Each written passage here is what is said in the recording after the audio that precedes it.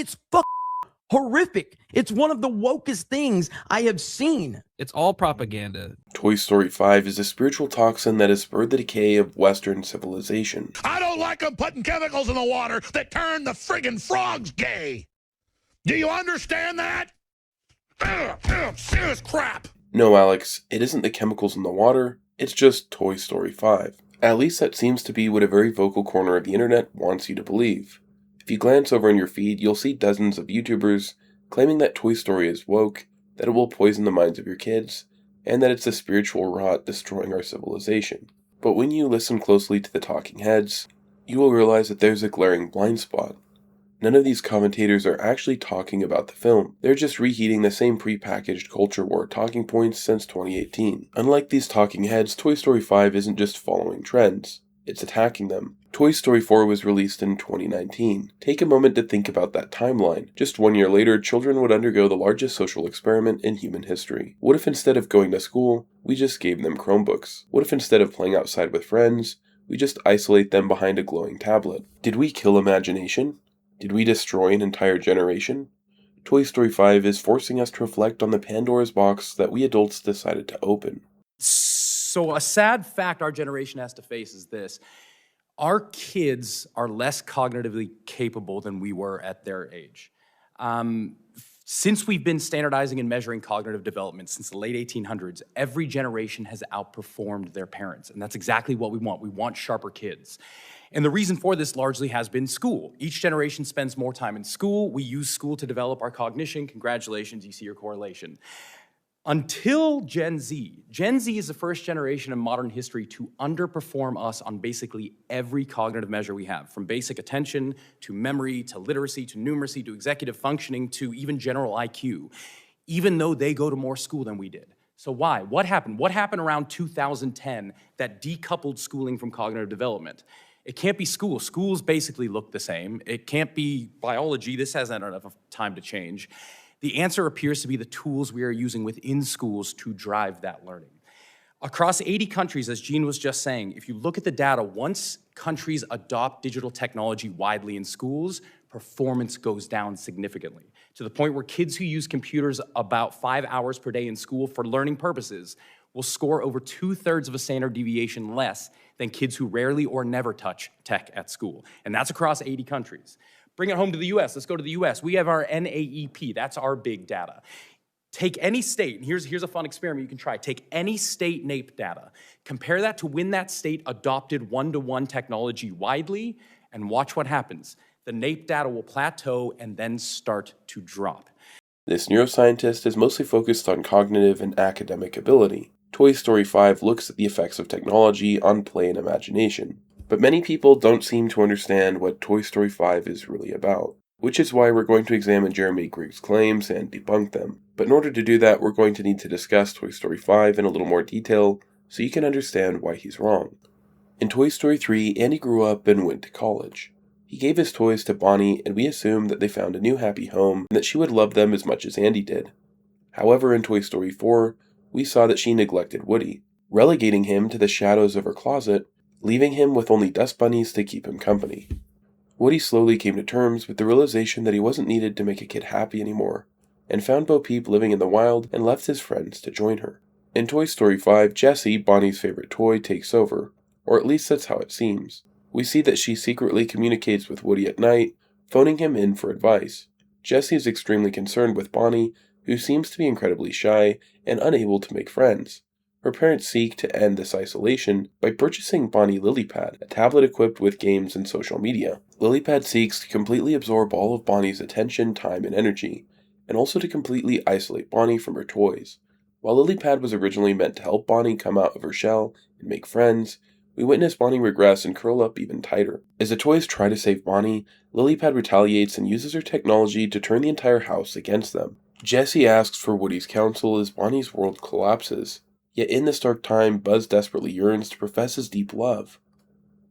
But before Buzz gets a chance, LilyPad makes an unprecedented turn and conspires to lock all the toys up in the garage. Just as Odysseus washes up on the shores of Ogygia, Jessie is similarly guided by the current of fate and brought to her original home. Jessie, like Odysseus, finds a refuge, and just as Odysseus could have chosen to abandon his family and responsibilities, Jessie too could have also abandoned Bonnie and all of the toys that she leads. Jessie is bombarded with waves of nostalgia.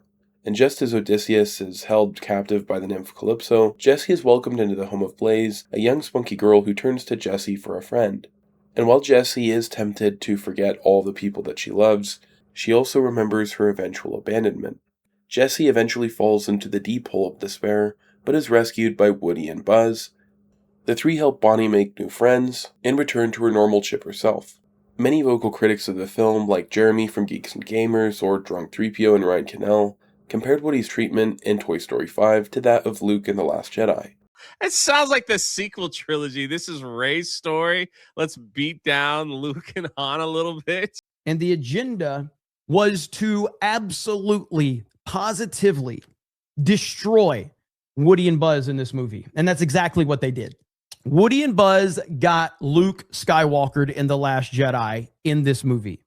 It's bad, okay? In Toy Story 4, Woody wrestled with the realization that he wasn't wanted, and he chose to move on, leaving his friends behind. Toy Story 5 showed that he was happy and fulfilled in his new life, whereas Luke Skywalker was emotionally shattered. Additionally, unlike Luke's relationship with Rey, Woody isn't ousted by a female protagonist, but he voluntarily left and Jessie still frequently seeks his wisdom. Woody and Buzz are crucial pieces in helping Jessie resolve the final conflict. And while Woody no longer shared the same role he once did with his previous owner Andy, we can see that the parents of the children who first grew up watching Toy Story now also have a more passive role, as they have become grandparents who aren't involved with their grandkids day to day, but often impart wisdom and help at crucial moments. There were also several jokes made about Woody going bald and gaining some weight. While some claim these jokes were mean-spirited and emasculating, I think that they were also relatable gags that will resonate with the original parents of the first Toy Story children, who are now watching as their grandkids play, grow, and develop. Many of these talking heads claim that Buzz Lightyear was also emasculated. And Buzz has just been regressed as a character to a bumbling idiot who everyone loves anyway, but that's who he is. Citing two romantic scenes from the films. The first being when Buzz finally tries to open up to Jessie about his feelings, but is ultimately unable, and she gives him a kiss. And he reacts by lifting his leg into the air. So does this mean that Buzz is... Why are you gay? But in all seriousness, this gag had a purpose. Pixar films, especially Toy Story, rarely focus on romance. This intense romantic moment didn't really fit, and they needed a way to de-escalate the energy and move back to the pressing plot. By Buzz lifting his leg, this was especially shocking as Buzz is a bit of a serious tough guy, and I didn't expect him to react like this. It cut the romantic tension and allowed the film to move back in the direction of the action. The next big example of Buzz's alleged feminization is that he walks down the aisle like the bride. Once again, I think this gag adds humor and levity to a serious scene that otherwise wouldn't quite mesh in the film. Additionally, this was literally a game being played by two little girls who probably don't understand how weddings work. That's what makes the scene so lovable. Many of these commentators were upset that there was a lesbian couple in Lightyear. Like many people, that's actually why I haven't shown that movie to my kids, and I haven't watched it myself. But why are these same commentators crying about a marriage between a man and a woman? Jeremy Griggs also had some other complaints about Bonnie's new friend. With Jessie's previous owner, Emily, I think's her name, they end up going to Emily's old address, okay? Emily doesn't live there, but a black family lives there. Oh yeah, there's a black family that lives there, and it's a ranch, okay? It's a ranch. There's horses. Of course, there's a little girl. The husband in this situation, and this is where I want clarification. Did I miss this? But they live on a ranch and they have horses. Okay, the black family. The husband in the situation, he's not a cowboy, he's not a rancher, he's not a farmer. He's literally a tech guy. He's a tech guy. He's sitting on a fucking computer having Zoom calls. Why the is this black family on a fucking ranch where the dad is on Zoom calls? The dad isn't a cowboy. He's not a rancher. He's not a farmer. He's a tech guy. So it must mean that the wife is the cowboy. It's crazy. And I'm thinking to myself, everybody loves this movie. What am I missing? Blaze's parents weren't cowboys and cowgirls. They didn't own a ranch of 100 cattle. They just happened to have a pig and a pet horse. I know several people who work white-collar jobs and have a few animals as luxury. Is it really an earth-shattering plot hole that some random girl in California owns a horse? I get why you wouldn't want Rachel Zegler playing Snow White, or Jodie Smith playing Anne Boleyn, but the ethnic casting choice has zero effect over the overarching story. There is an entire ecosystem on the internet of podcasters who make their living off of The Last Jedi, and the possibility that some other film will also sink its franchise down the drain. The problem is that many of these commentators aren't even watching the films that they talk about. You could probably clear this up. They were saying that Toy Story 5 is kind of like a remake of the first one, but with just the two different characters. So like with the, I guess the Frog Pad and Jessie, like having their stuff is kind of similar to what we saw in Woody and Buzz in the first one, or no.